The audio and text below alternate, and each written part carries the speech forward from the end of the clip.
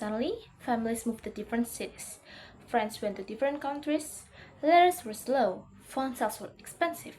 Humans who had always lived in villages and communities suddenly found themselves separated by distance and time zones. Then came the social media, not just as an entertainment, but as a bridge. Suddenly, this new world fits inside people's pockets. Connection become constant, sharing become instant, and attentions become currency. I'm Scholar Anikati from IPB University, and here I'm gonna talk about how social media is reshaping our brains and society. Social media didn't magically appear. It evolved from humanity's basic need to connect. The first time social media came into existence was in the late 90s. As society becomes more mobile and global, people needed a way to stay connected beyond physical boundaries. This is exactly where social media becomes booming and becomes the resource to fulfill the emotional and social needs. Then, in just a few years, social media has transformed from a simple communication tool into a powerful force that influences how we think, feel, and interact with the world. We are no longer just using it, we actually live in it. First, let's talk about how is it affecting our brain. Social media platforms are built on dopamine feedback loops. Every notification, like, comment, and scroll triggers dopamine. This dopamine is like our brain's reward chemical. This makes us feel good and stimulates us to feel happiness and enjoyment. By constant stimulation, it trains our brain to always seek stimulation. Over time, these addictions can shorten our attention spans, reduce our ability to focus deeply, and make us more dependent on external validation. Why does it happen? When we get these constant stimulations of short videos, instead of enjoying long conversations or deep thinking, many of us now prefer quick videos, short pauses, and instant reactions. Our brains are being trained for speed, not the depth of the information.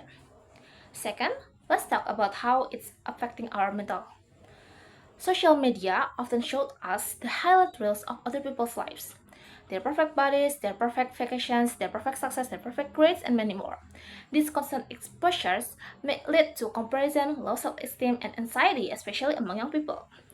This happens because when we see these images on social media, we begin to think, why do I not like them? Why do I have to be like this? And many more. Our self-worth becomes tied to likes and followers. We begin to measure our value through a screen instead of within ourselves. Besides affecting the individuals, social media also affects the society itself. Social media has redefined how relationships are formed and maintained. Okay, on the positive sides, it enables connection across geographical, cultural, and social boundaries. People can find communities, support networks, and voices they might never encounter offline. Marginalized people, in particular, have benefited from the visibility and solidarity offered by digital platforms. But on the negative side, the quality of relationships has also shifted. Online interactions often replace face to face communication, reducing opportunities for deep emotional connection. Conversations become shorter, faster, and more performative. Friendships can feel transactional based on visibility rather than intimacy. However, the information that we get from social media also isn't always true. Unlike traditional media, which relies on editorial oversight, social media allows anyone to publish and amplify content instantly. While this democratizes information, it also creates fertile ground for misinformation, disinformation, and manipulations of information.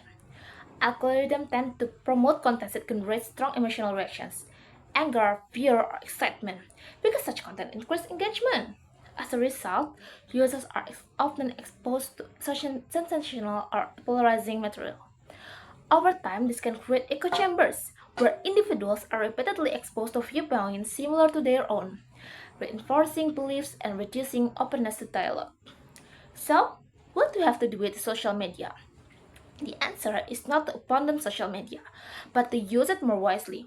We can start by setting screen time, prioritizing real life relationships, and finding hobbies to use our time. In conclusion, social media is not just reshaping our habits, it is reshaping our minds and our society.